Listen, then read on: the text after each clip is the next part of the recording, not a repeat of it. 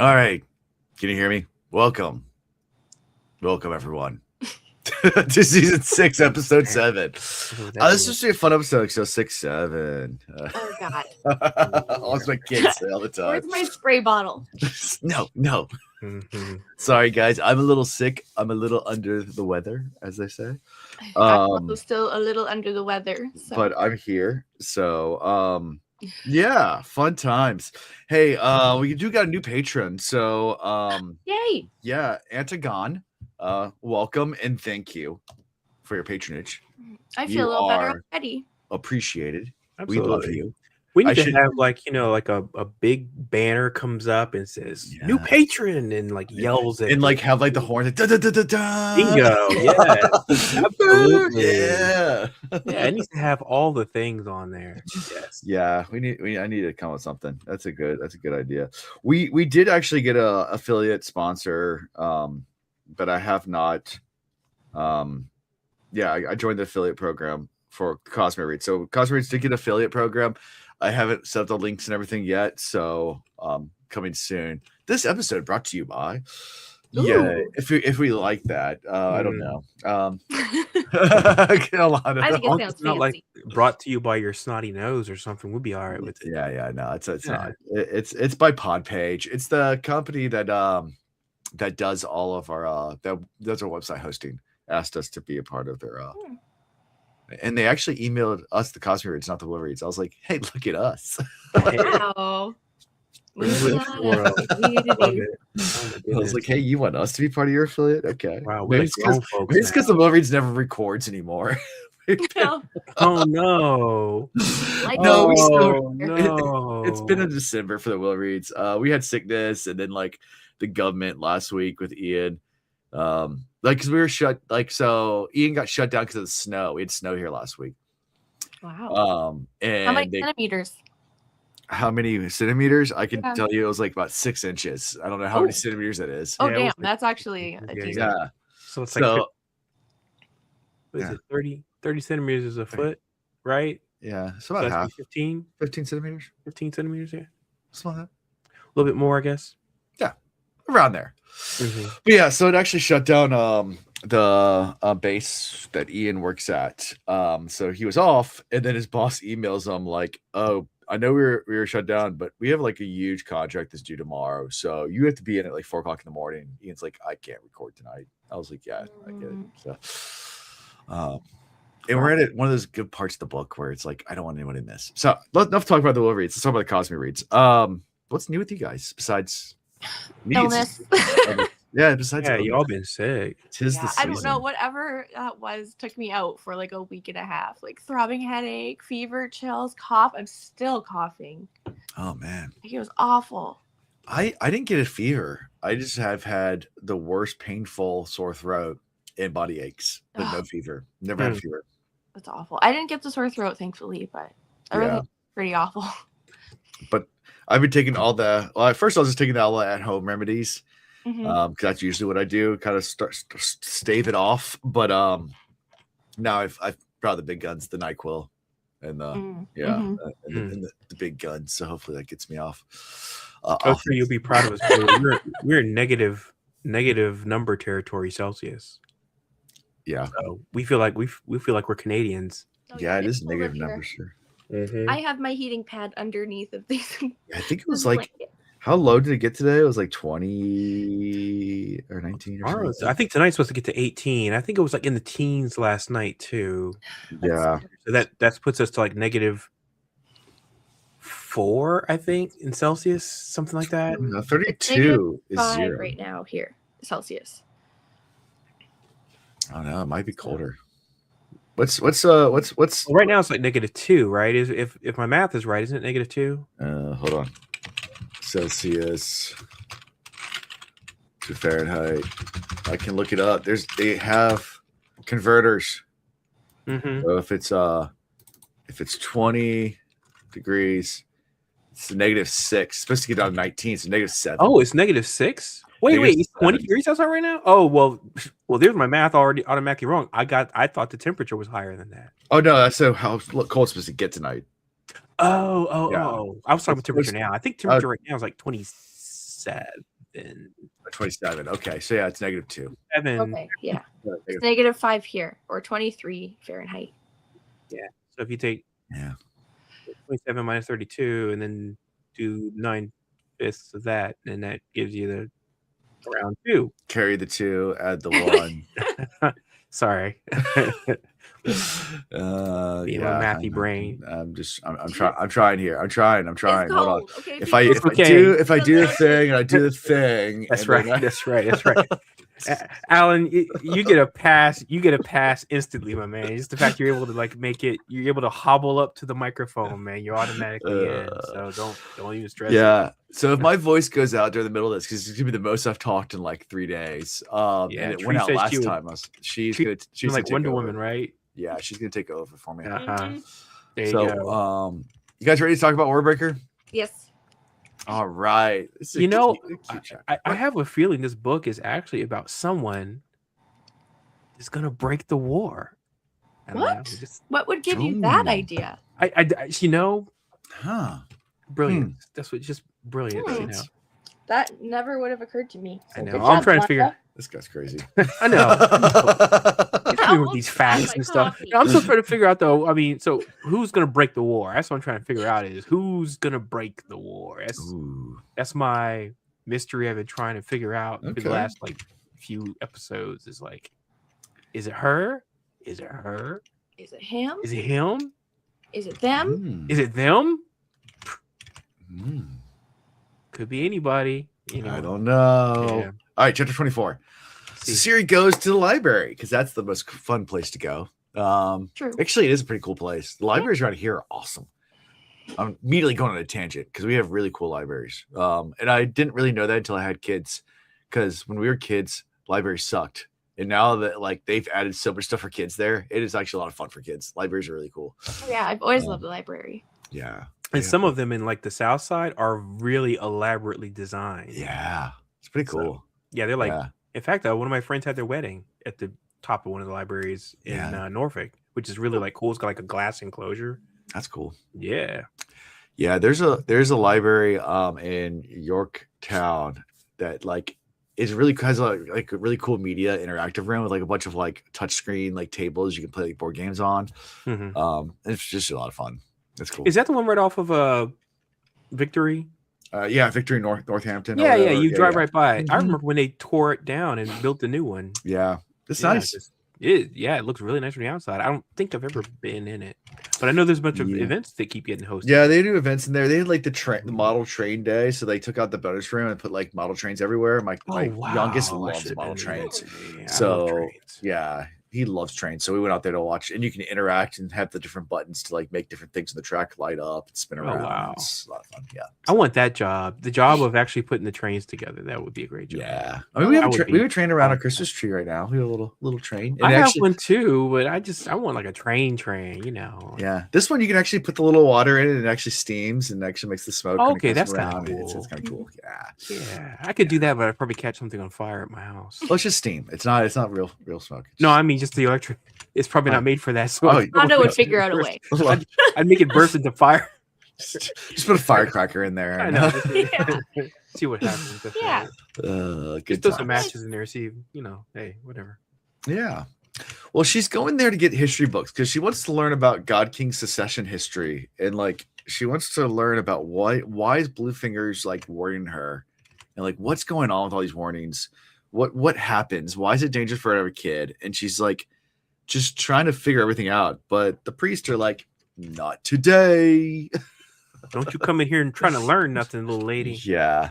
They're like, you can read That's here, enough learning for you. but you can't take any books with you. And she's like, oh, that doesn't really work. And she's like, yeah, and we're gonna watch whatever you're reading Mhm. because we don't trust you. Yeah, You can read whatever you want as long as we're watching you.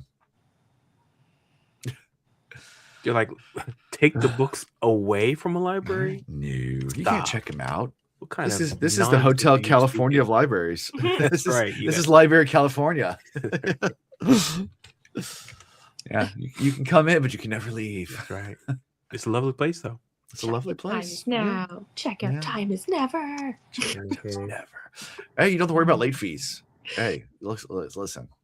There might be something to this. Something about this, the way we're talking about this, makes it sound like a Twilight Zone episode. That's probably wait. That was a Black Twilight Zone Mirror. episode where the guy didn't he go into a library and he was excited because it's like everybody was gone and he was by himself and he was so excited. He's like, "Oh, I can read now," because that's all he wanted to do. But then he broke his glasses. Oh Oh, no. no. Yeah. It sounds like a Twilight episode. Yeah, That's something like awful. that. Twilight anyway. Zone.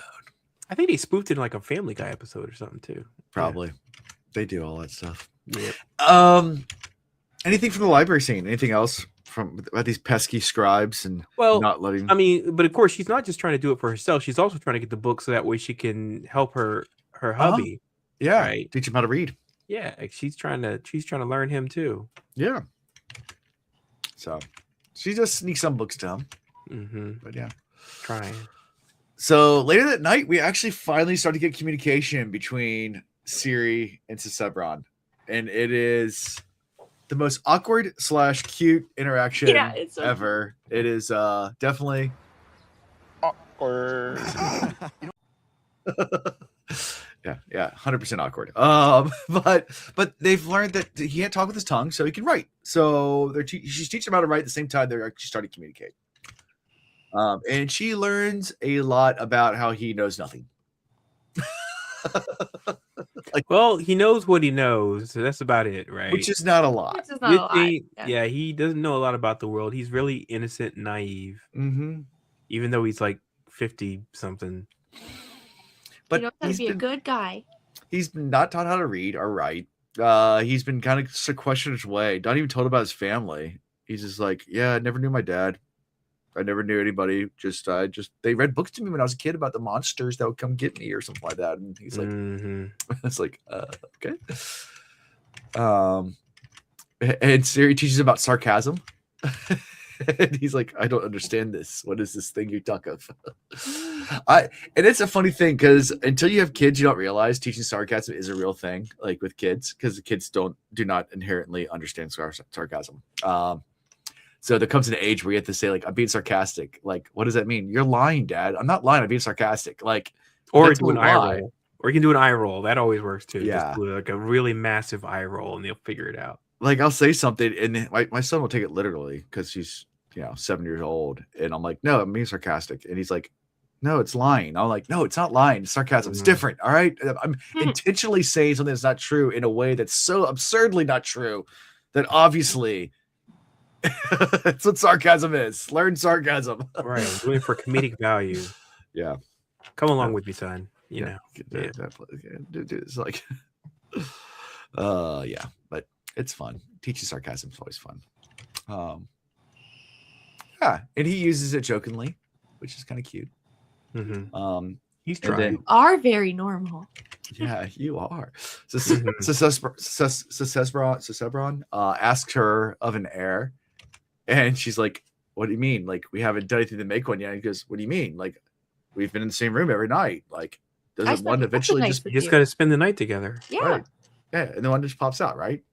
And she's like, "Oh, my sweet summer child, my sweet summer child." You know what? I'm not gonna do this. I ain't doing this tonight. I find it interesting. We're like in the second book in a row where someone has to speak through a written tablet or of some sort. Yeah. In order to communicate. Yeah. So I feel like that's kind of interesting. I mean, I just had like all the callbacks when he started doing all that, and I was like, oh yeah, this is very much like that. But I find it interesting though in both of these books that the choice of accent really makes no difference. I mean, they could read it like a robot. Because why would he have an accent? I mean, other than the mispronunciation of the word "prests," because he doesn't know how to spell the word priest. But right, yeah, I just found that interesting. I was like, I wonder why they chose an accent at all. But I guess it's better than doing like the robotic voice of being like, hello, I'm trying to write to you. You know, yeah, I don't know. Probably better. Mm-hmm. I think that was creative of the audiobook narrator. Oh yeah, sure. Yeah. Creative liberty. Oh, but yeah, so the God King doesn't know how to make babies, and Siri's not going to tell him, and she's worried about this. She's like, "Well, at least since you don't know, you can't."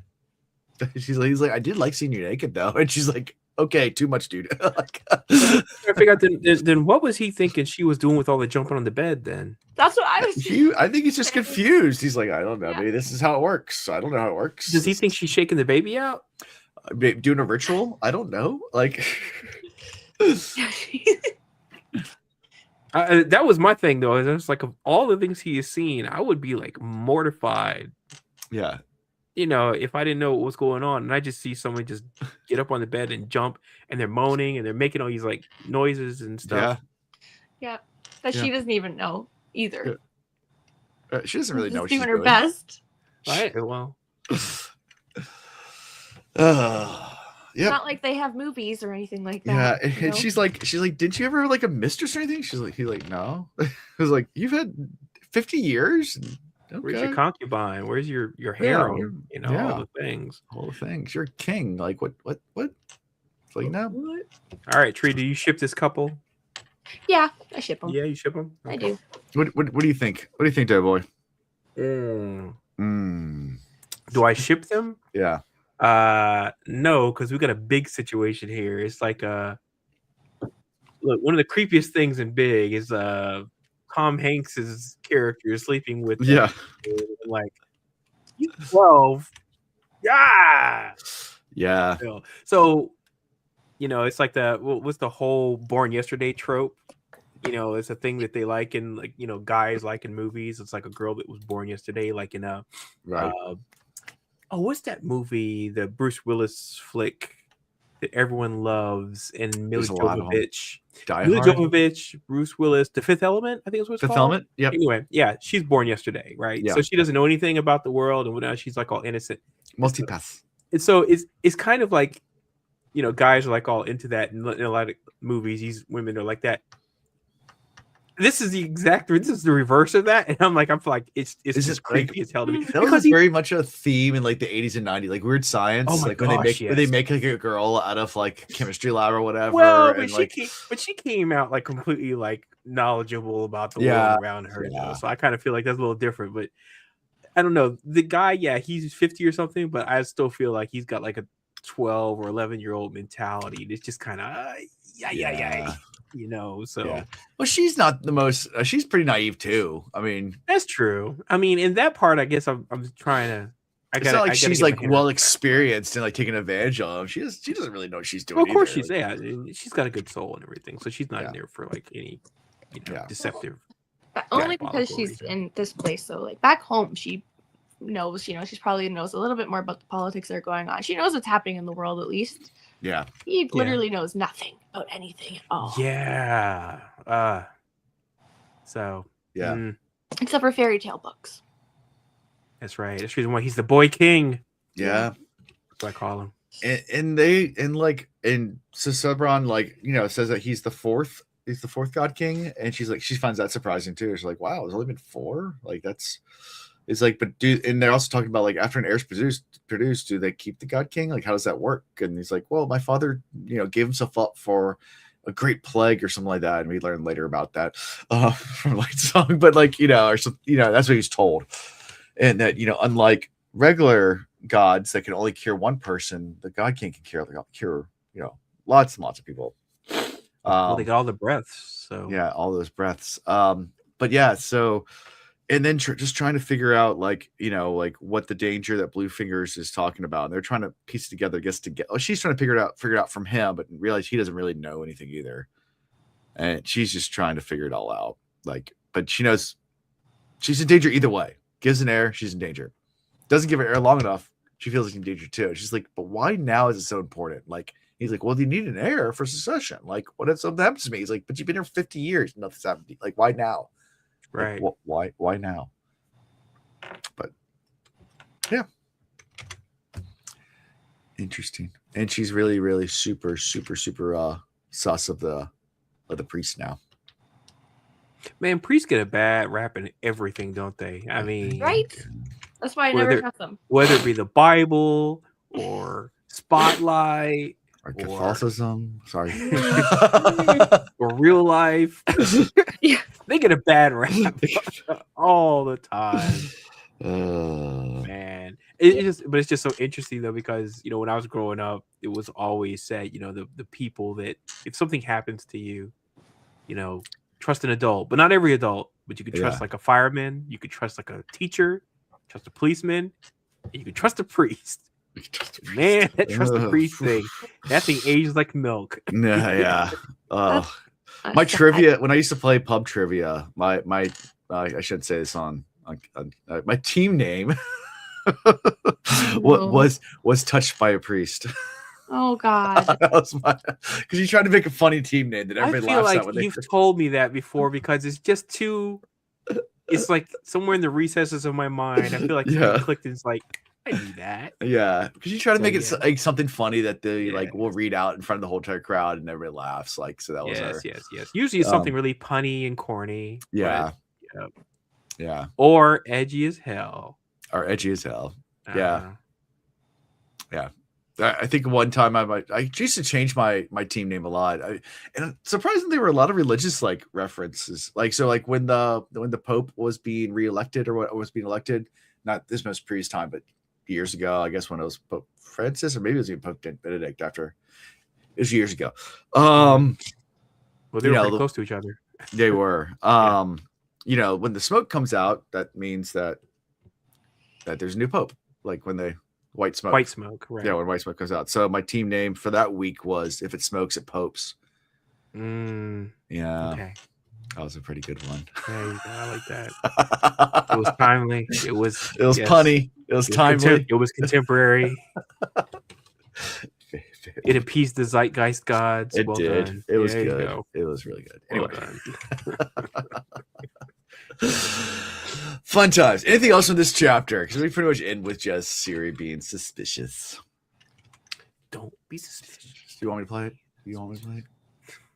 Oh, I mean, you have to now. Don't be suspicious. Don't be suspicious. Don't be suspicious. Don't be suspicious. You got to do it. Yep.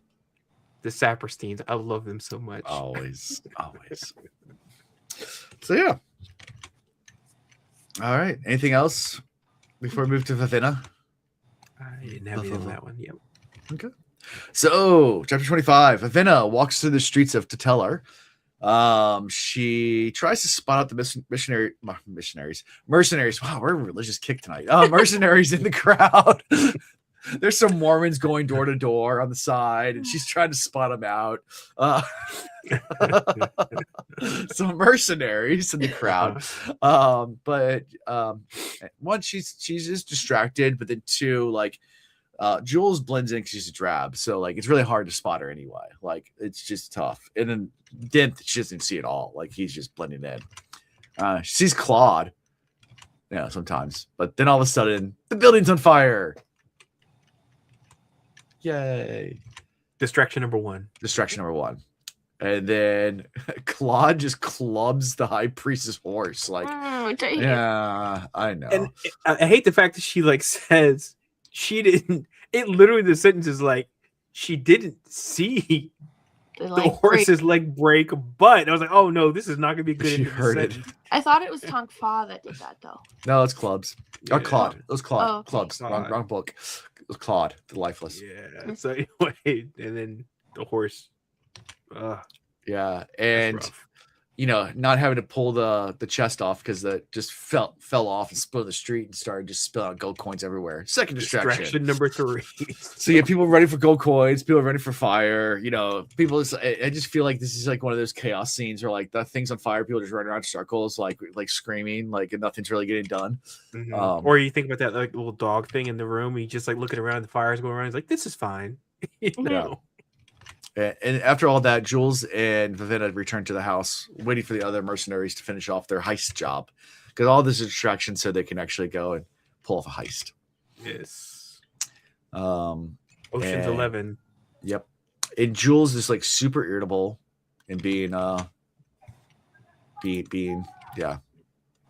I'm Jules. Sorry. I agree with Jules on everything about this, because I feel like Vivenna needs to get off her privilege. Yeah.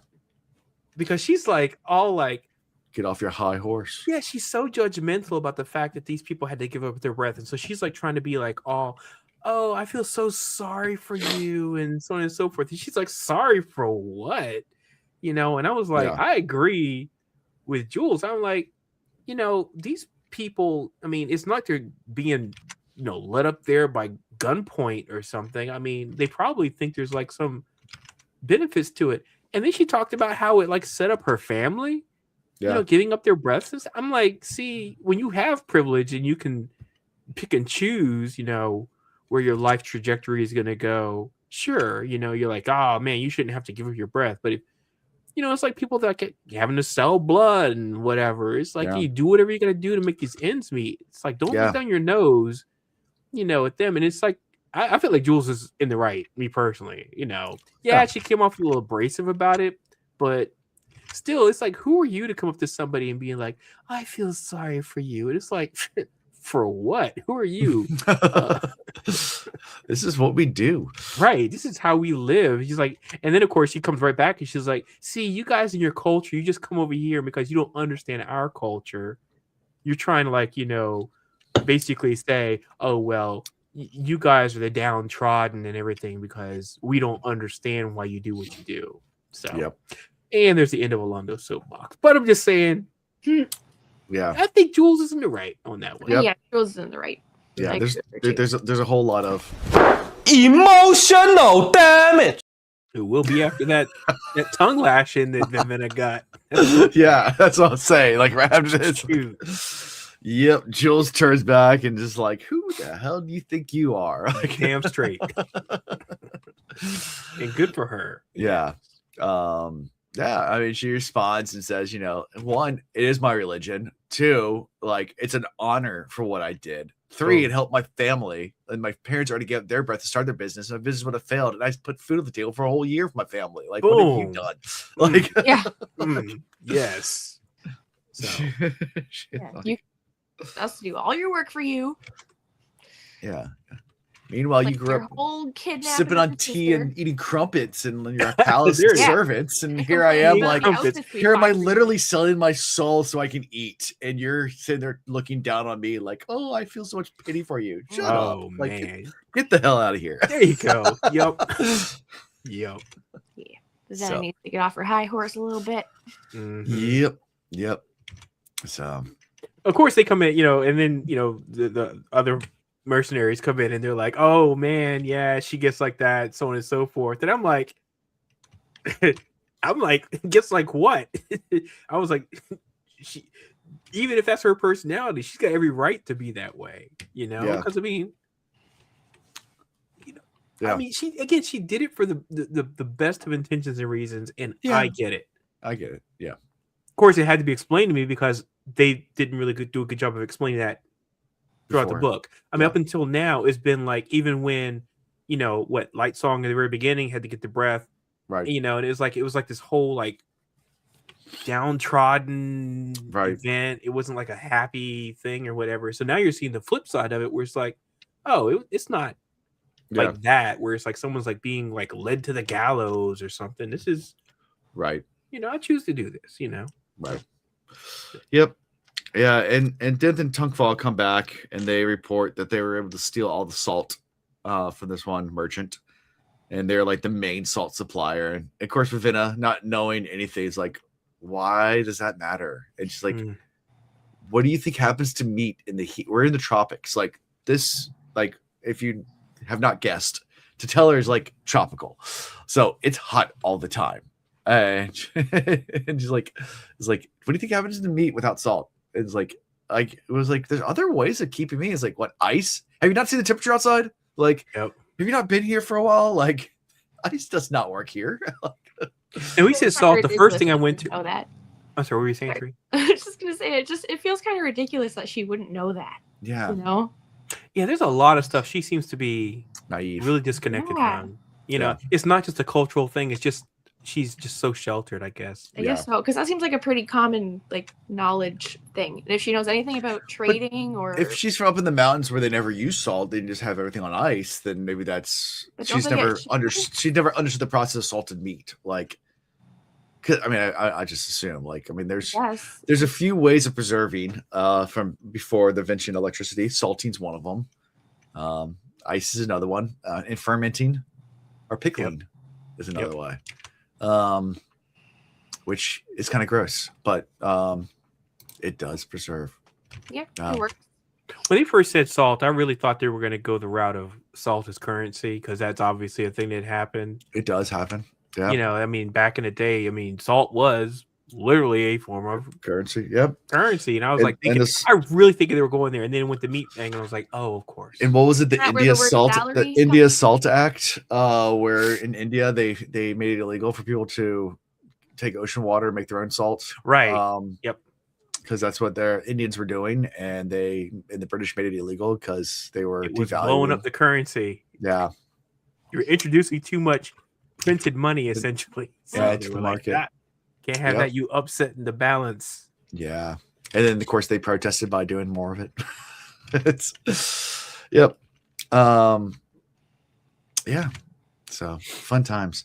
And speaking of fermented stuff, that's one thing that I've been popping. Fermented garlic cloves. It's supposed to be really good for sickness. What does it taste like? I mean, does it taste like it's terrible? Gross. Oh no, I'm sorry to hear that. I mean, it's soaked in honey. I mean, so it's a jar. Like we keep it in our fridge at all times. So it's I don't know how old it is, but yeah, but it's still fermented and gross. I mean, I've heard of eating it. I just have never had it myself, and so I've always been curious. Like, what does it taste like? Not good, but it's edible. Which the way it is with a lot of that's the way it is with a lot of fermented stuff. Yeah, it's like you don't know which direction it's going to go. It's like, is it going to be terrible or is it going to be like, you know, consumable? It's like I could.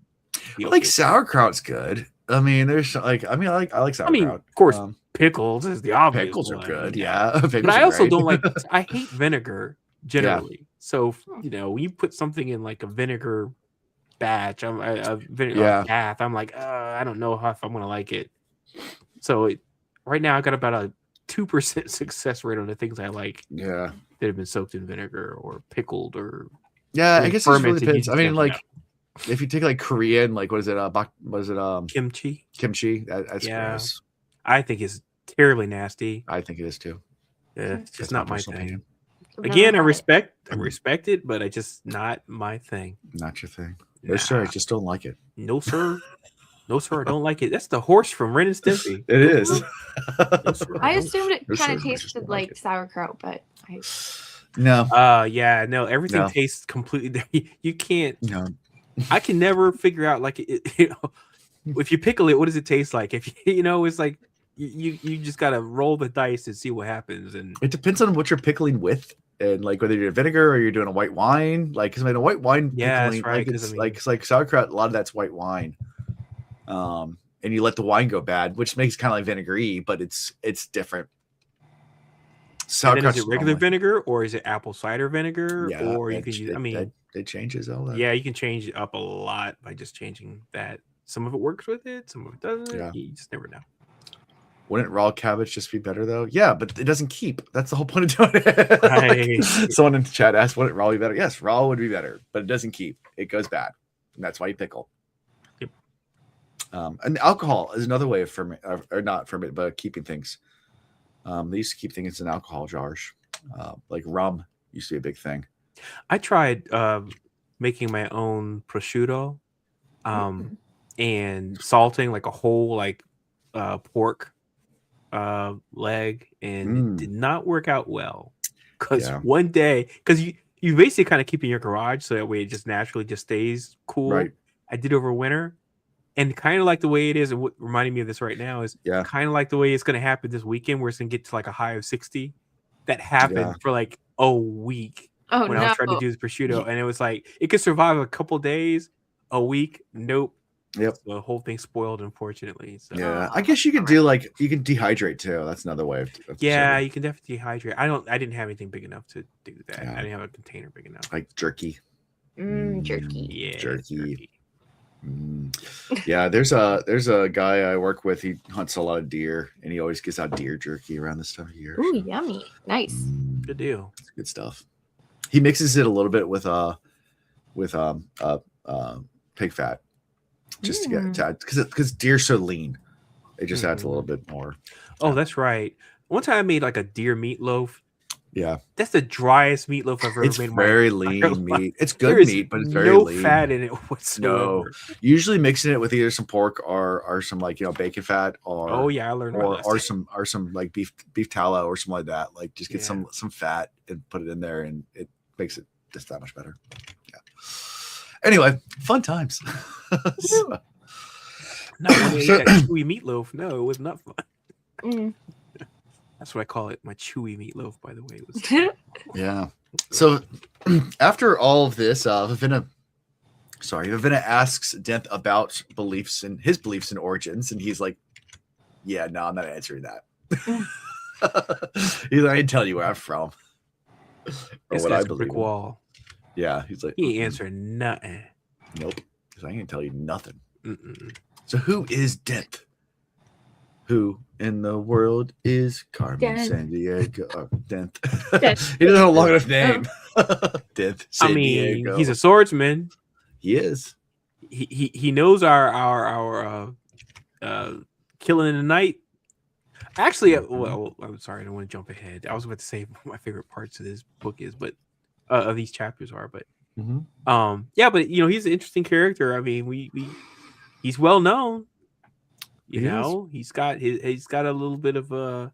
He says something cryptic though. I can't remember exactly how he words it. He says, "If I had told you who I was," or something along those lines. He's like, "You don't want to know who I am," or something like that. Like, oh, you talking about that? Yeah, the little wordplay he does. Yeah, he does. Yeah. Like, you don't want to know who I am.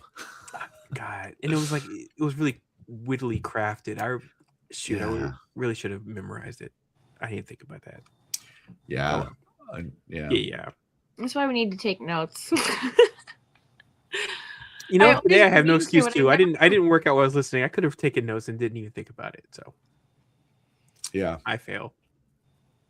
Me too. Yeah, and I guess I'm looking for some of the annotations of Brandon Sanderson on this chapter. He talks a lot about politics and things like that, but politics in general or politics about the book? In general. Oh, okay. Yeah. Anyway, just talking about like when you believe in something so hard-heartedly and stuff like that. Anyway, so, ready for chapter 26? Sure. Let's see. All right. So Lightsong. He's full on Sherlock Holmes mode at this point. Yeah. Yeah. Inspector Lightsong. Dude. Man, That's good. I'm so into. You guys know I said before I've been reading Agatha Christie since I was like 5 or something like that. So like I love a good murder mystery. I watch them all the time. Yeah. So this chapter started up and I was like glued to it. Oh yeah. He's ready to investigate and like and what is his what's his name? Lamar Scoot. It's just like, can we stop now? Like he's like, no, like we're doing this. He's like, how about we go look at art offerings instead? He's like, fine. So he goes and looks at. Actually, that reminds me. You were talking about the art thing because that happened at the beginning of the chapter. So I'm still trying to make sure I understand kind of what's happening with the painting, the artwork stuff. Mhm. So what he's seeing is part of his premonition stuff. It's not the fact that because he's of a. See, I keep thinking it's got to do with his. I picture it's like this picture behind me, right? I picture it's like that's what it looks like. And he's like, I see a woman. And he's like, I see brushstrokes. I don't know what you're talking about. Like just gaslighting. So, that's how I don't know if that's true or not. That's how I always picture it. So I just gaslight. Like, I'm like, no, magic I don't see eyeing the artwork where he like looks through the artwork and can see the 3D image and other people can't, or is it that he's actually overlaying the image of his premonition on the artwork? I'm just trying to. I don't know. I mean, I guess in the book it describes it as abstract, but is that from Scoot's eyes or is that from his? I don't know. So I'm a little confused by how that all. I just picture it as like a really clear painting, and they're like, "No, I don't see it. Don't see it at all." Okay. They're not allowed to lie to their gods, Alan. Well, you can say, "I see brushstrokes." That's not lying. If you look close enough, you can see brushstrokes. Trixie. Yeah, you can. This is Ice to Die. Sorry, a little time reference. Like bending truths here. We Of can, course. we Oh man, I knew you were gonna. I knew you were going to go there, man. you They can be bend some they truth be here. You can they bend be some not truth here. lying in a crazy way. I didn't technically say that. Oh, here you go. All I see is brushstrokes. That's all I see. It look close enough. It just looks like brushstrokes. It's like looking at a Monet. It's all I see is dots and like little squiggly lines. So, yeah, there's nothing here. That's it's not lily pads. Right. Or who's the artist that does the dots? It's not Monet. That's Crap. in Ferris Bueller, where they zoom in and they keep on going closer and closer and closer, and they look at the art. And it's I like, thought that was. Isn't that Manet? is it Monet or Monet or Manet? Or Manet? Oh, I thought it was Manet. I'm sorry. I didn't know might you be said Manet. Monet. Well, let's look because maybe it's somebody completely different. I don't know. I mean, if you type in pointillism, I'm sure it's gonna like be like the first thing. Pointillism. Yeah, I'm trying to think. It's that picture it's really big, and it's like a bunch of people. Pointillism is what it's called. Having like a big picnic party. Sherlock and Signac. Okay. Yeah, so both wrong, but yeah, Seurat is the one that's got the famous painting. Was it the Victorians on the picnic or whatever it's called? I don't know, whatever the name of that thing is. Yeah. Yep. I know exactly what I knew the painting. I just did not know the artist. It is share screen. Nope, that's added. Here, share screen. Share screen. Share screen. And boom. This one. Hey, there it is. And you just you zoom in and just like okay, it's messing up. Oh man. Oh, you gotta it's oh boy. Oh yeah. Okay. It's not okay. I tried to do okay, never mind. I'll just get a stop share. Anyway, so yeah, zoom in, see all the dots. On that one. Yeah. So it's like a painting like that, and he goes, I see a sword. He goes, I see dots. I mean, technically it could be a painting like that with like the pointillism because he can see different, minuscule changes in the color. So it could just look like that, but he could see the different shades of the color. So it could be more intense for him. Yeah. That's the other thing too. I was thinking is it the biochroma? It's like he can see colors that everybody else can't. So maybe it looks like a gray friggin' palette to them, canvas with just like a bunch of drab colors, and to him it's like really vibrant, and then it shows a much more colorful scene. Yeah, because when he walked in at first, he described it as just like a bunch of red, right? And he's like, I don't like red. Red is so angry. And then when he started looking at it more closely, he's like, oh, there's a woman holding a terribly dark sword. Yeah, so that's what I think. It's like, yeah, I don't know, because that was a crazy thing that some seemed premonition-y, Yeah, but the artist thinks it's the artist named it that too. So the artist named it that, so the artist knows what they painted, right? Okay, so this is the reason why I feel like there's like onion layers here, and I'm like, okay, well, what the heck is going on? Yeah. So, yeah. And Lightsong, tells him that, and Lightsong tells Lamar he has a dream of a storming sea and a red panther. So that's another thing too. Just if we want to start interpreting dreams on this podcast. So they arrive at Mercy Star's palace, and find her out. She's out visiting Allmother. So and Scoot's like, okay, she's not here, so we can go. She's like, Lightsong's like, no, we're still going. No. That's not how this works. It's like, I'm gonna question everyone here. It's like, you can't do that. It's like, can I not? It's like, well, I mean, technically, I guess if you order it. And he's really good about leveraging this whole thing where he can't lie to him. So all he has to do is just turn to him and say, can he do that? Nope. There you go. All right. Great peril to his soul. It's like, but the police have already come by, or the town guard have already come by and interviewed everybody. We've already done our work. Like, why are you here? It's like, I want to do it too. It's fun. So, and he starts questioning all the witnesses separately, which is actually the correct thing to do. You never want to have people. Oh wait, no, he doesn't question them separately. He makes them walk until they can't hear anymore. He's like, walk that direction until you cannot hear me, and you just like have to walk off into the distance. Yeah, essentially. Yep. Yeah. Yep. But questions all of them, and a couple of ones have interesting stories. Like one has a bandage. Like, why do you have a bandage on your arm? He's like, I twisted my arm. He's like, and why do you have a bandage? Like, that doesn't make any sense. Like, yeah. Yeah. There are 2 intruders. One that took care not to kill. That's what he thinks. Lightsong determines that there were 2 intruders. One that took care not to kill, and the other one swiftly killed. The only witness in passing. And there's a trap door. And he sees a trap door. I'm not gonna play it. It's fine. I was waiting for it. I was like, secret tunnel. But okay, thank you. Yeah, and he guesses the intruders both left from there. And he goes and says, and now I would like to see that squirrel as well. It's like, sir, you can't see the squirrel. It's like, Scoot, am I allowed to see the squirrel? He's like, yeah, sure, allowed to see the squirrel.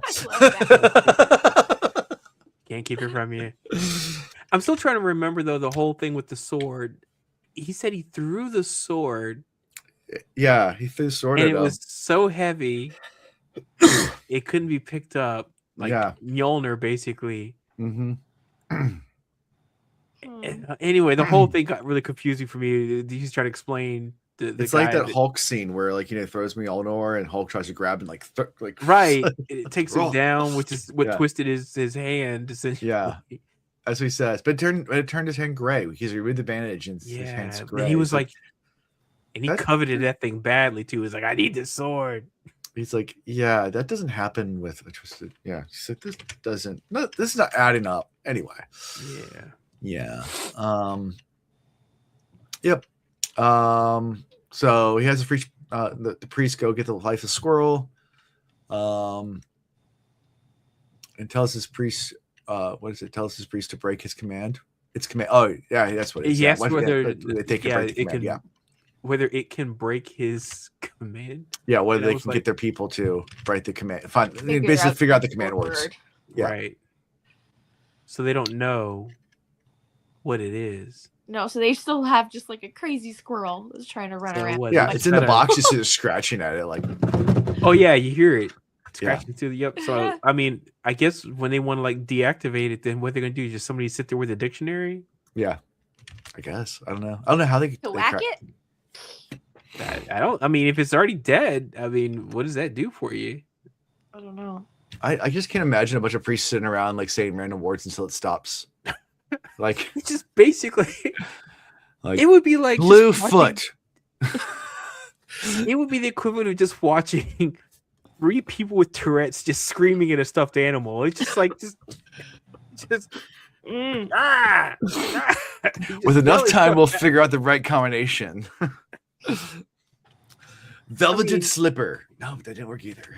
I kind of want to just like. I just want to watch that live stream now. Just just 3 guys just yelling at a rabbit squirrel. We'll make that into a whole entire. I know. Just if we could just get an AI. If we ever do a Cosmere game, I will definitely make that around. Like I did for my Wheel of Chaos. I need 3 people to just yell at a squirrel. Which true you did wonderfully. You did wonderfully. Thank you. Yeah, you weren't here last week. We talked about it a little bit, but you did. Your game, that was really fun. Yeah, it was a lot of fun. I still have not watched it. But... It was fun. It was a good so time. fun. Yeah, it was a good time. I was replacing my entire wireless. All my network stuff. So I was down on the internet, so I couldn't watch it this weekend. But hopefully, this next weekend I'll be able to. Because that's one of my favorite things is to watch all the stuff and all the streams. Like I love to see like everybody's what they did for their 1 hour session and everything. It was fun. Yeah. We had a good time, and it was definitely a fun game that we'll have to play again sometime. Yeah, excellent. At some point, maybe next year. We'll see. I mean, this year it's almost over. Yeah, maybe. Oh my gosh, I can't believe it's already almost 2026. It's almost almost there. Do you see my meme I shared? Which one? The one I shared in the Will Reads Discord. I want to pull it up because it's I want to put it on the screen. I'll share my screen because it's so true. Because I love when people say this. It's like one of my favorite things. So I decided just to make it absurd. I found this. Oh yeah, I did see that. Yeah, 2056. It's gonna be a year. I can feel it. 2056. 2056. It's gonna it's gonna happen. Yeah. Yep. I believe in you, Alan. 2056. Not saying next year. 2056. Next year's not going to be a year. Hopefully, 2026. all the years are good up until that one. Yeah. And then also that one. And then also all the ones after. There you go. Yeah. Yeah. And as Lightsong's doing all this, he's just loving this. He's like, man, this feels like I'm at home. Like, this is what maybe my past life meant to be. And he even thinks about it. He's like, Case, why did I know that word? Like, I've never used that word like that before. Even like, when he used the word, I was like, wait, when I woke up, I interesting. already knew how to talk. I already knew how to walk. Like, obviously, I know stuff from my previous life. Like, yeah. Yeah. And he asks Scoot more about his past life and doesn't tell him anything. Of course. I feel like at some point, Scoot's just going to break and be like, you were an idiot. Like, let's. Scoot can't. Scoot can't. You're right. No. You're right. Anyway. I can't remember what the ramifications are, but I know he said it. Yeah, he did. The reasons why he can't. Yep. But other people lied to him. I guess Scoot's different. Other people aren't supposed to be able to lie to him. But they have. Maybe they've just been like really evasive. Yeah. Like an Aes Sedai. Yep. So, anything else from this before we move to the last chapter? No, but I still like that chapter a lot. Again, murder mystery stuff. All about it. It's good stuff. About it. Yep. That's one of my favorite parts about the book too. The murder mystery. Murder mystery. So chapter 27, because of being blocked from reading books and with Blue Fingers annoying her, Siri goes to seek out Lightsong to try to get more information about what happens to previous God Kings. Because, this might be a good idea, right? Yeah. Maybe? Sorry, my Siri just got activated on my phone. Nice. I had that turned off, but I guess I did like an update or something. Siri, call mom. Oh man. No more. It's now. Too late. Darn. We're gonna talk to the mother tree. I thought on the podcast. That'll be fun. Put on a speaker. Anyway, so do you think this is a good idea to go talk to Lightsong? Let's talk about thoughts. Sure, why not? And of course, you read the chapter, so now we kind of know it worked out. But yeah, I mean, I knew it wasn't going to go poorly. It's not like he's quirky and a little bit of a maverick. A little bit. Fine, but he's not dangerous. I mean, nothing he's put out there has sounded particularly dangerous. And he offers to answer her questions as long as she answers some of his. So, which she agrees to. Scoot helps answer her questions. She discovers that the previous 2 God Kings died shortly after producing male heirs. And then, says, well, if you want to go further than that, maybe just get a professional storyteller. That would probably be best. So I can get one for you.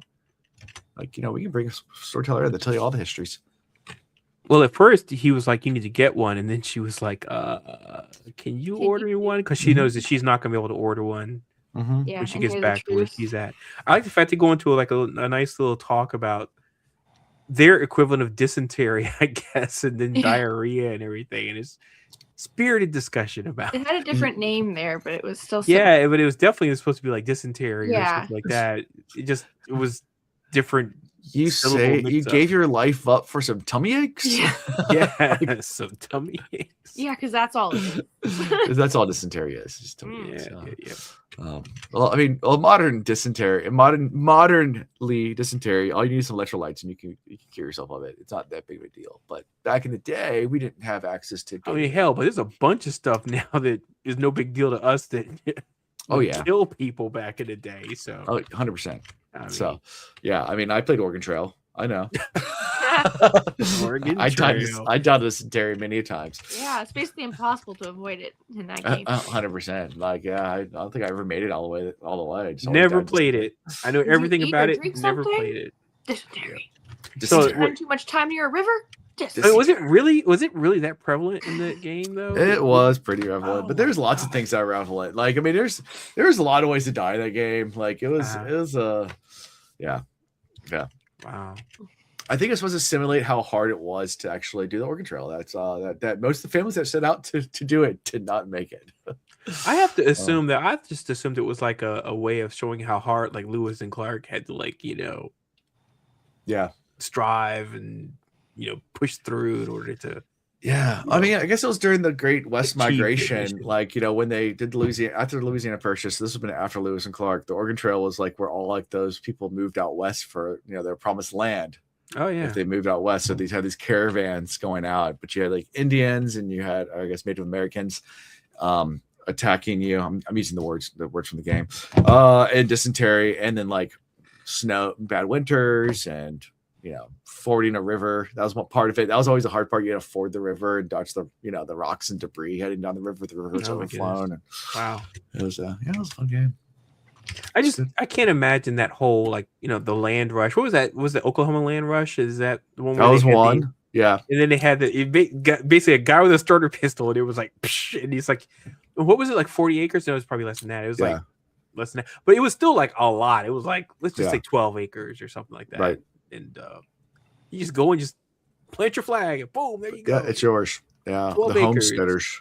Yep, and then it's basically set you up for generational wealth. Sure. Sure. Yeah. See how that worked. Oh, you posted a meme? Ooh. Who posted a meme? Hold on. Hold on. I'm gonna share it. Perfect. Hold on. I had to work the buttons. Give me a second. I'm sick. All right. Boom. There it is. Oh, you damn kid with your Fortnites and Black Ops. Okay.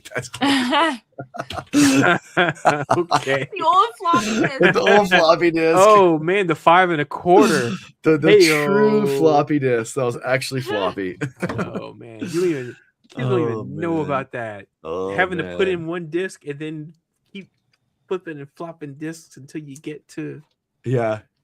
Oh man. I remember trying to explain to a kid once like the save symbol is a floppy disk, and they're like, "What?" I was like, "Yeah, in a Word document, that symbol that you save documents." I didn't even think about the fact there's a bunch of people who don't know what that means. No, people don't know what that means at all. They have no idea what the save icon means. No.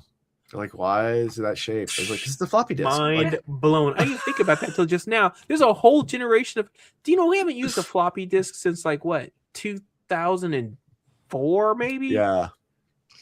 Oh my gosh! And then it went to zip disks, which weren't around that long, and then it was just like all USB drives. USB thumb drives. Yeah. Before DVDs, there was this laser disc. It was like an entire record that was like this big that you played. Oh yeah, that was the. And they were so pretty because they were like completely metallic and like mirror finished. Yeah. That's what the Dragon's Lair and all the video games used to operate off of was laser disc. Yeah, laser disc. I am blown away by the fact that the save buttons are all floppy disks, and most people probably have no idea. What that means. Most younger people have no idea what that means. I mean, I know what that is, but I didn't put the connection that it was a floppy disk. That's what that icon is. It's a floppy disk. Never really thought about it at all, but yeah, makes sense. And you had to use a million of them to load a game, because if you want to play a game, you had to put there being cases and cases of them. And I remember them all being like different colors. And they had different ones for like the same game, because like, at a certain point you had to take it out and put another one in and keep playing, because they can only fit so much on them. Yep. Like 2 gigs or something. It wasn't no gigs. 1.44 megabytes was on a 3.5 inch, and a 5 1/4 had 720 kilobytes. Kilobytes, not even megabytes. Kilobytes. It's even smaller. Yeah. Yeah. And then it would make all these ways for you to try to buffer it. That's when we started getting to zipping and compression. Yeah. Just to fit more on the disk, but it didn't help because then it would slow things down because you had to wait for everything to uncompress. Yeah. So. Wow. Yeah. Oh, no, there's no such thing as a gig floppy disk. Gig. Shoot, I remember all my computers had like people talk about RAM. There's like my computers like had like 4 megs of RAM, and I felt like I was a god. Look at me and my 4 megabytes. I think it's a famous quote, like where when IBM first ever made the first 1 megabyte computer, there's a quote from the CEO of IBM saying, "This computer has more memory than anyone will ever need in a computer." That was a famous That quote. quote was made so many Wow. times. It was insane how many times people have made that quote. They're like, I mean, because you got to remember though, we have at one point in time, Casio made a calculator watch that had more processing power than what we went up to the moon with. Right. Put that in perspective. We're not talking smartphones. I'm talking a watch. Casio watch with some scientific calculator functions could do more than what was on those spacecraft. So they thought, oh, there's no reason you're going to ever need to go beyond that. That's crazy. Yeah. Fun times. That's like really hard to believe. It's insane to believe, especially when you think about how big computers were back then, because, you know, they didn't know how to, it wasn't nothing, none of the components were shrunken down. So it's like computers were the size of a, like literally the size of a room. Yeah. You know? And they had to, you had like to do programming. I was not around for this. My mom talked about when she was in college. This would have been, I guess, in the early 70s. They had these giant computer rooms, and you had to line up all your code on these giant like bricks, and then insert them in a stack. And then that's how it would read the code. And if you messed up one brick on the stack, it would just ruin the whole entire program. You have to restart the whole thing. Like, but it was like these brick things that you would stack in. And they would read through all this and then put out like simple like addition equation. It was so cool because you could add like 2 + 2, and you'd make like a stack that was the size of like 6 feet tall. Wow! To make the computer do that. People always ask me why I never put cases on my phones, and you're gonna understand the story in a second. I never put a case on my phone. Right? It's always naked, and everybody's like, "Why do you never put a case on your phone?" I was like, "Oh, because I'm never going to drop it. I'm never going to whatever." And people are like, why? And I was like, I have so much crazy respect for my technology. I mean, because I know what we came from and where we are now, and the amount of technology that's in this phone to me every day amazes me, you know, because I used to have to struggle. I mean, hell, one time I had a computer, and to add sound to it, I had to get this big, huge device and stick it on the back of it in the parallel port, just so I could play some really tinny music or something out of it. And this thing plays like, you know, pretty decent, like movie quality sounds out of it if you want to. So I just respect it. But I mean, the fact that we jumped to the point where video calls, I mean, in the 80s, that was like a huge deal. It was like, you know, you have to buy a special phone on this end and a special phone on this end.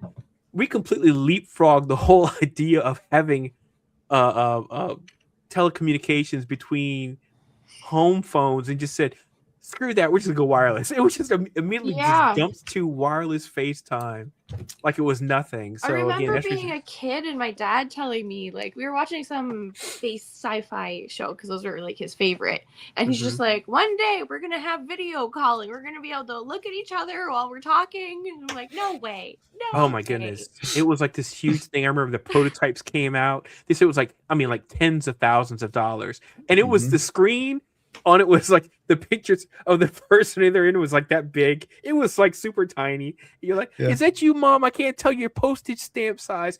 And now we're up to like phones, and you can telecommunicate with anybody anywhere and have it on your TV and all the things. So in what I've seen in my lifetime, I'm just always excited about it. I love technology.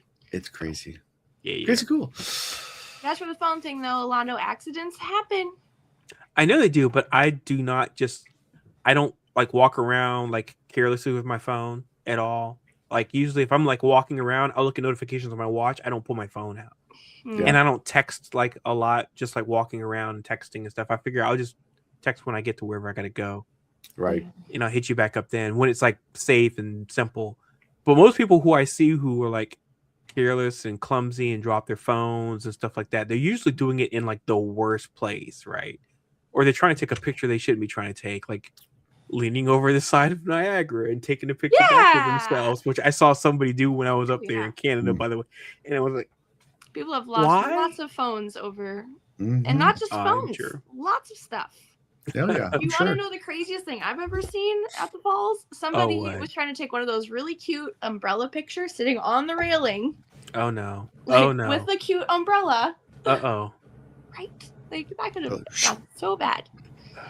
People That's- have dropped their babies over. Mm, Like, That's disappointing. yeah, it's awful. Oh man, Darwin. Got him again. yeah. Yep. Yeah. You can't put a case on a baby. Oh well, you can, but Yeah, I mean, I guess you could, but you could put a baby in a bubble. Hey, it Yeah. works. Can't cuddle it, but hey, it's effective. Yep. All right, I don't even know where we were. I don't know either. I got us completely derailed talking I about. think we're reading a book or something. Reading a book. Were we talking about food? Was it food time yet? No, we already passed that part. Yeah, we can talk about food if we want. So we were talking about getting a storyteller. We got in story time. Oh yeah, getting. Yeah. Wow. So yeah, Siri asked Lightsong to summon a storyteller, and he agrees to. And then after fulfilling his part, Lightsong then asks Siri about law enforcement, and he's just trying to figure out if he was a detective. And yeah, she's he's like, "Hey, what was the guard like where you were at? Did they like research murders and stuff?" And she's like, "I don't know, 100%. Never been involved in the murders." Yeah. And he's like, "Well, and I like the fact he was saying, well, in your village." Yeah. In your village. He's like really. He uses that term. I'm like, I think he's like purposely poking at her. Say village. Yep. Yeah. At least I think that's what he said. I think he said village, right? I think so. Yeah. Whatever it was, I just thought it was really just him just trying to just needle her. Right. Yeah.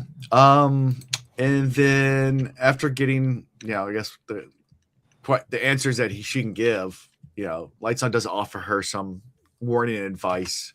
Basically, stay away from the servants, and don't get too one-sided on politics. Like, be careful if you're gonna play politics.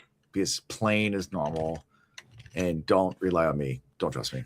I like the fact though he really talks to her about the idea of cultivating her persona, because that's what he says to her. He's like, you've chosen a poor persona, and she's like, this is me, and he's like, that's not the point. It's not about who you really are. It's about what are you putting out there for everyone to observe.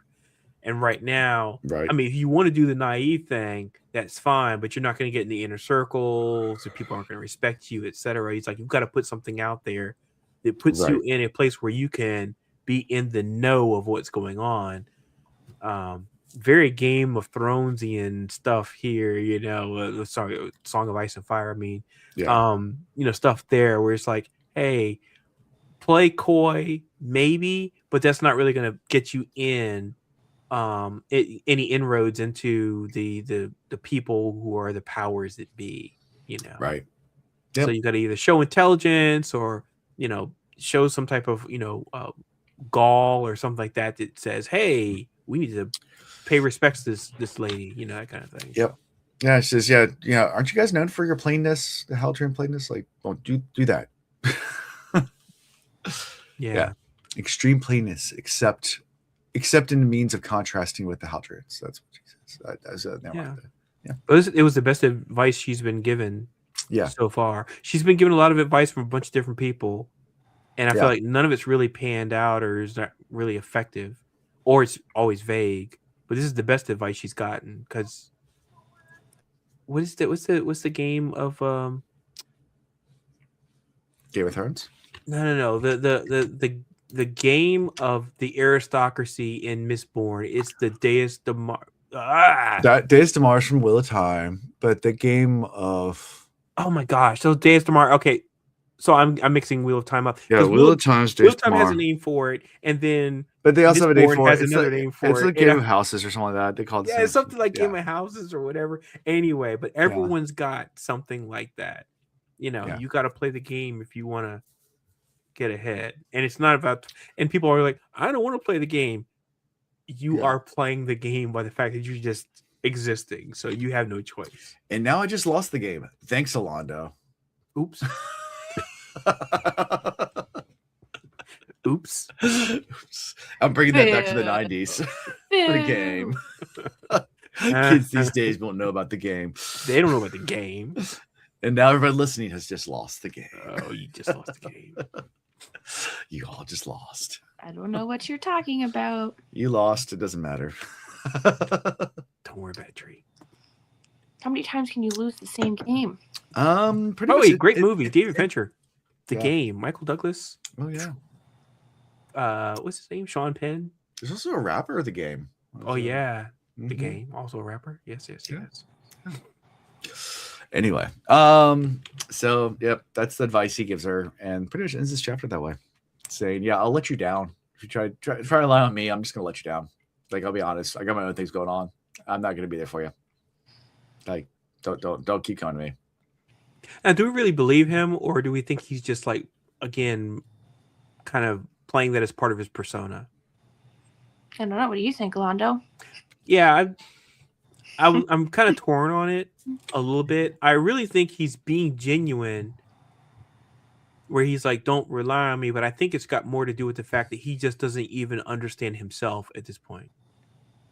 And I think that's the reason why he's like, "Don't rely on me," because I don't know who I am, and I don't know if I was to revert back to my most basic version of myself, would I do the right thing? Let me down. I think mostly what we've seen up till now is him not wanting to take any responsibility.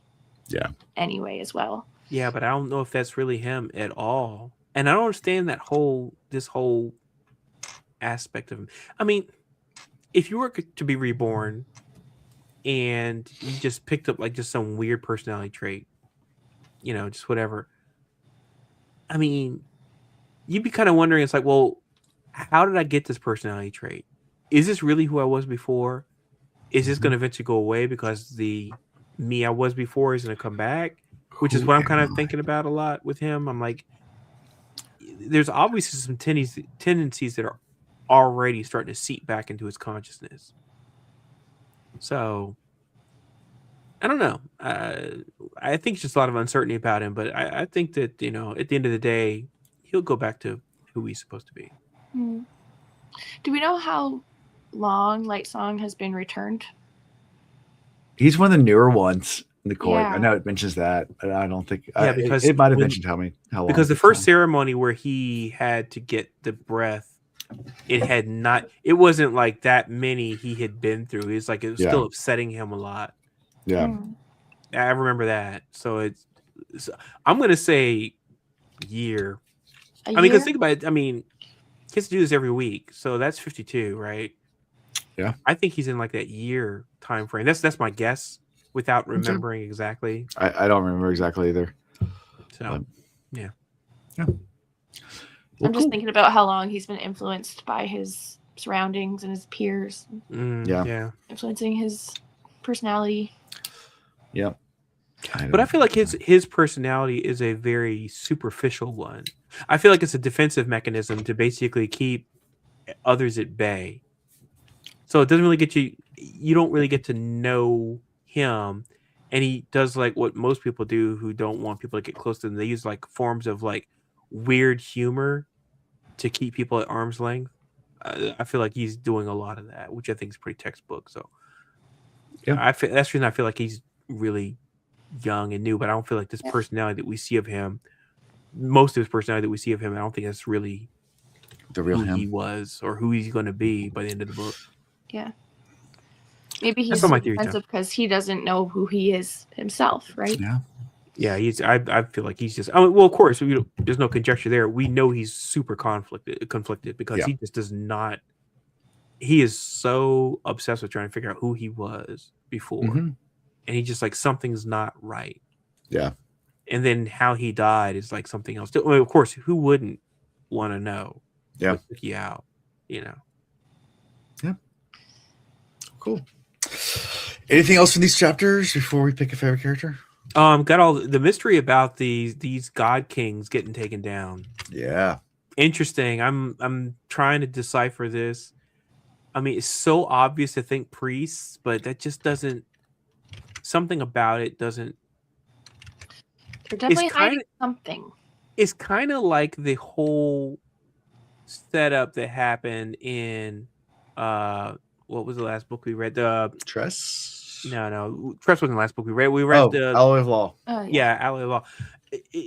The whole time I was like, there's another person behind the scenes. Yeah, another person behind yanking strings, and it's like, who's behind the curtain? I feel the same way with this whole political, I'm gonna call it Manchurian Candidate kind of stuff going on almost. Sure. Somebody else is pulling strings, but it's not the priests. It's something bigger. Something bigger. I just don't know what it is though yet. Yeah. Real God King.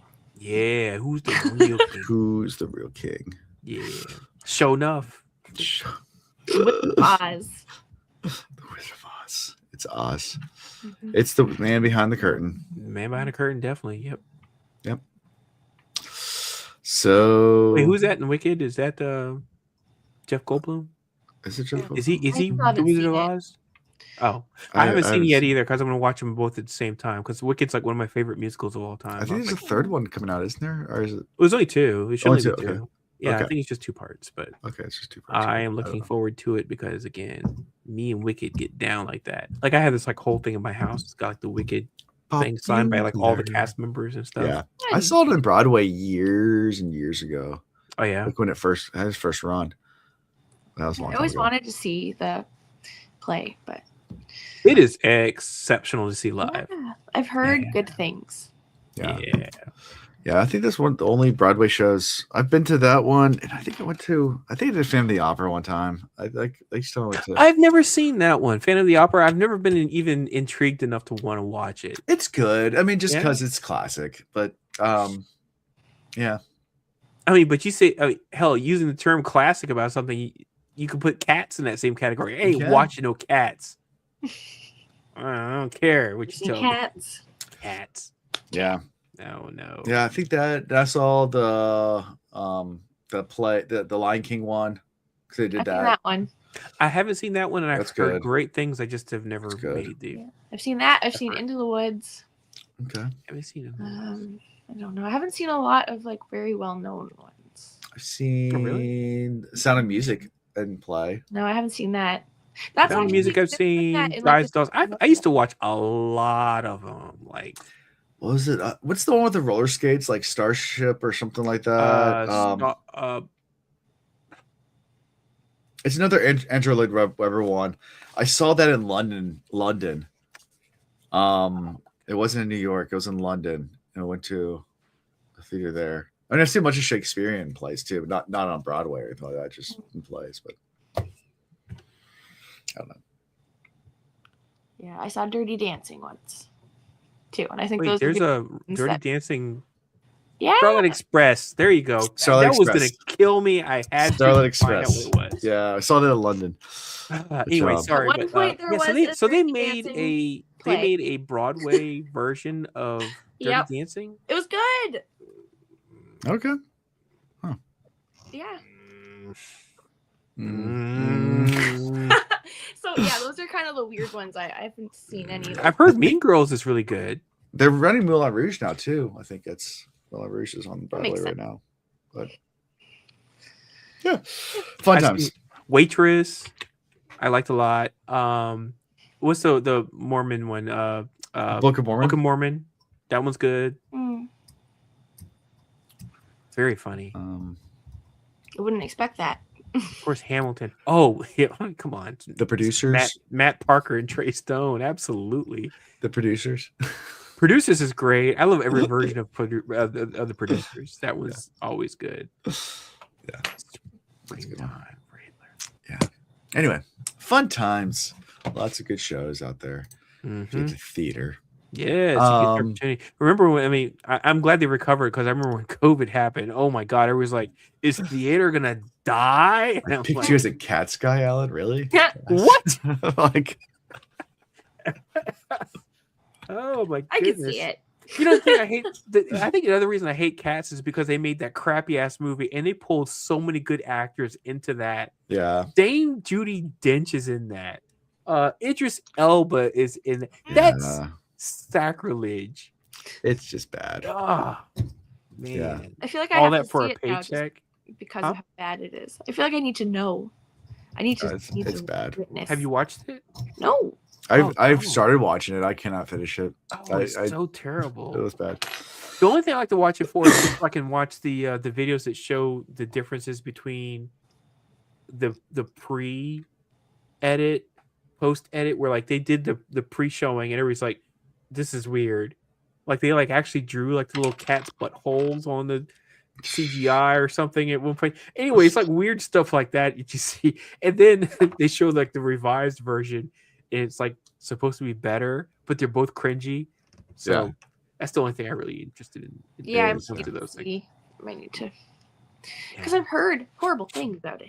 Yeah. Oh, it's so. I think it's going to become horrible. It's going to become a cult terrible classic. Oh, that's what I'm imagining. Yeah, it has to know be. What's going on here? 10 years from now, there's going to be like whole rooms of people dressed as cats at a theater. I mean, the same way that we dressed up and went to Rocky Horror Picture Show. I mean, I've been in one of those. It's gonna mark my words. It's gonna happen. It's gonna become the new Halloween theme thing. Ian and I went to a Rocky Horror Picture Show in Norfolk, and in Norfolk. I mean, not Norfolk. At the Nero. The Nero. Yeah, the Nero and Ghent. And Ian went in drag. And then we went to IHOP because that's part of it. That's you gotta go. You gotta go. Either that or a Waffle House. Either one. Yeah, I went to IHOP afterwards, and there was a guy that like got super offended by Ian being in drag there, and like was saying like was being so we played into it, and it was hilarious. Just because we picked on him, like picked on this redneck guy, like stuff about it. Oh. Yeah, that was fun. We had a good time. Rocky Horror Picture Show. Anyways, favorite character. We haven't done that yet. We went on a whole play tangent. Can I go first?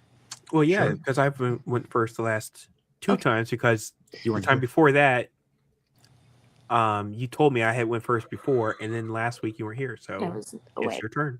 Okay, then I'm gonna pick Jules for putting Vivenna in her place. Ooh. Shots fired. Good one. Good one. Go ahead, girl. Good one. Go ahead, Jules. Yeah. How about you, Londo? What you got? I'm gonna go with the notorious RDS, Rabid Dead Squirrel. There it is. I was gonna pick that one. I couldn't do it again because I stole it. I was like, oh, Tree picked it last time, so I can pick it this time. Nope, did not. Yeah, right. I'm gonna go Claude. I didn't choose it before. I'm glad I did not because this is my time. I'm going time Claude. to shine. Revenge of the Rabid Dead Squirrel. I'll do Claude. Squirrel. Not because he hurt a horse, just because I feel bad for Claude because he has no autonomy. Oh man, and he's just being controlled. You know. Yeah. What can you do?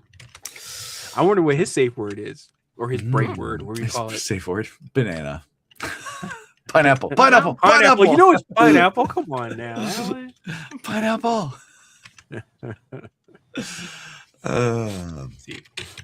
Anyways. So next week we're doing 4 chapters. So 28, 29, 30, 31. So should be fun. We'll see where we go from there. And yeah. Well, good job, Alan, for surviving. I survived. I made it through. I'm gonna now go to bed. So check out the website, do the things. Like, subscribe. Subscribe. Hey, I did this for you guys. Patrons. The least you could do is hit the like button. Yeah. That's right, man. Oh, the least you could do for you. Tie. Show us your tie before you go. This tie is let's see. I have to move the microphone a bit. So it's like a bear and the penguins. Nice. Oh shoot! If I pull the tie pin out, that would actually make help. it a little easier, wouldn't it? So cute. Bear, penguins, and the whole deal. Oh, I like it. You're all getting along and stuff, and then he gets hungry. That's so funny. It does not. Awesome. I'm just saying. Oh, that'd be great. Like you flip it over, and it's just like. Oh, I've actually had some pretty morbid ones. So one of my ties was the reindeer training. I don't know if I had that on, but it was reindeer training. And you see this reindeer falling off a cliff and screaming. And then the one I wore last Friday, it was like striped like red and blue. And then towards the middle part, it shows like a reindeer that was painting the red stripes. And then you go down a little further, and the stripes are unfinished, and you see that actually the bucket was it had fallen on an elf's head. Aw, that's funny. Yeah. So I have some funny ones like that. So I'll have to keep you guys in the loop. All right. Sounds good. Well, thank you for sharing. Yep. You're welcome. All right. So that does it for this week. So see you guys next week. Bye. Bye, y'all. Bye. Thank you for watching the Cosmere Reads.